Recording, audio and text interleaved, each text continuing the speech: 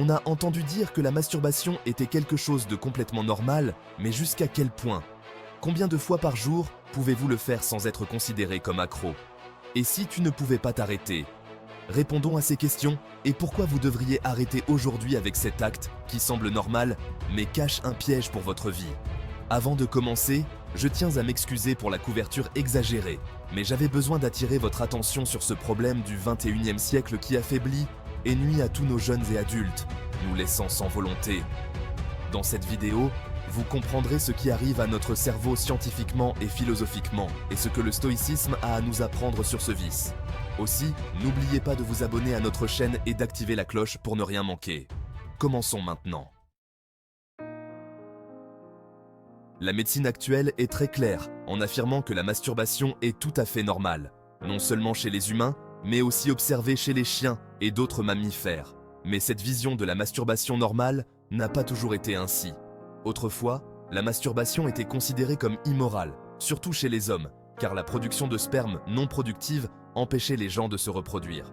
Dans le cas des femmes, on croyait que la masturbation pouvait les éloigner des hommes en trouvant du plaisir par elles-mêmes, et sans assistance.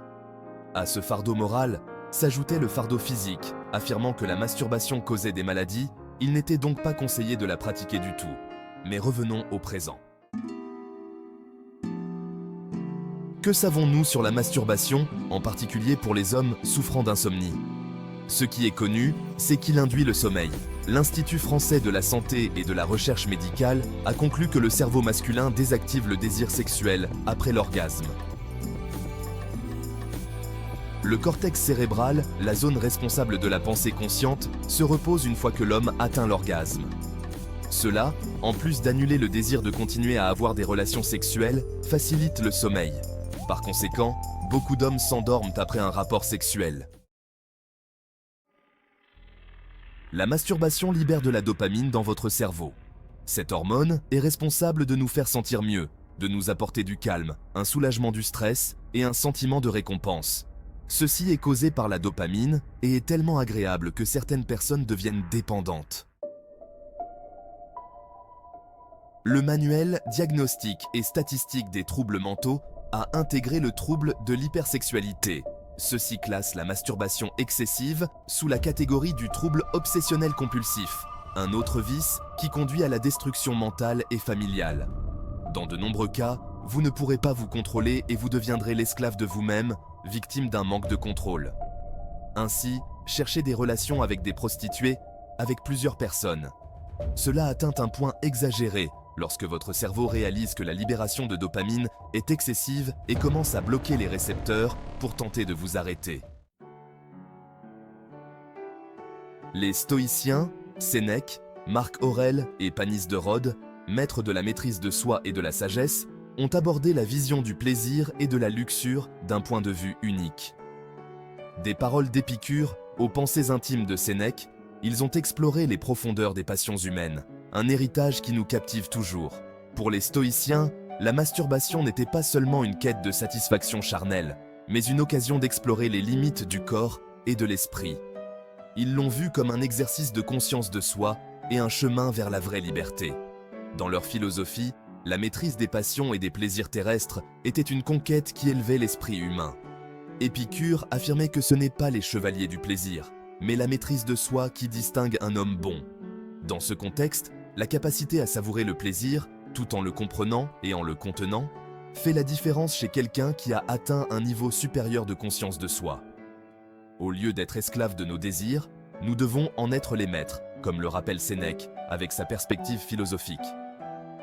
La réflexion stoïcienne sur la masturbation ne se résume pas à la répression, mais à une profonde compréhension et à la maîtrise de soi. Cela se traduit par la capacité de diriger nos émotions. Elle réside non seulement dans la satisfaction momentanée, mais dans la compréhension, l'acceptation et l'embrasement de nos inclinations les plus profondes. Du point de vue stoïcien, chaque action a des conséquences, non seulement pour nous, mais aussi pour l'ordre naturel de l'univers. Lorsque nous succombons à nos désirs les plus intenses, comme dans le cas de la masturbation incontrôlée, nous perdons cette connexion harmonieuse avec la nature, très appréciée des stoïciens. Permettez-moi de partager une histoire personnelle inspirante. Je connais quelqu'un qui avait des problèmes de masturbation compulsive, cherchant un refuge et un plaisir momentané, mais confronté à une tempête émotionnelle après chaque acte. S'immergeant dans les enseignements stoïciens et pratiquant la maîtrise de soi et l'autorégulation, cette personne a subi une transformation profonde. Ils ont appris à affronter leurs désirs et leurs émotions consciemment, trouvant une vraie joie dans la maîtrise de soi. Ils vivent désormais une vie de paix intérieure et d'authenticité, libres de l'esclavage des désirs éphémères. Mon ami, que fais-tu de ta vie? Penses-tu que rester à la maison, regarder ces vidéos et te faire plaisir avec tes mains puisse te rendre confiant, réussir? Et penses-tu qu'après avoir gaspillé ton temps et ton énergie sur ces bêtises, tu peux attirer les femmes? Ou si vous êtes une femme, pensez-vous aussi pouvoir attirer les hommes? Non, jamais. Alors mon ami, réfléchis bien et je veux que tu écrives dans les commentaires que je suis une personne puissante, j'ai le contrôle de mon esprit, je choisis de faire ce qui me motive, je choisis de faire ce qui m'améliore.